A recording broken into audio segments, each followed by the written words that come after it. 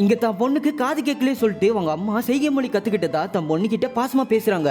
ஆனா அந்த பொண்ணு மேல அவ அப்பா சுத்தமா பாசமே காமிக்க மாட்டாரு. எங்க இந்த மாதிரி நடந்துக்கிறீங்கன்னு ஒய்ஃப் கேட்டா, எனக்கு என் வேலையே கரெக்டா இருக்குது, எப்படி அவகிட்ட பேசினாலும் அவளுக்கு நான் பேசுறது கேட்க போறது இல்லைன்னு சொல்லுவாரு. இதனாலேயே உங்களுக்குள்ள ஏகப்பட்ட சண்டை வருது. இவங்க ஒரு நாள் வெளியே இருக்கும்போது தான் பொண்ணு மாதிரியே செய்கை மொழி பேசுற ஒருத்தரை பாக்குறாங்க. போக போக அவரை இவங்களுக்கு ரொம்ப பிடிச்சு போய் பேசி பழக ஆரம்பிக்கிறாங்க.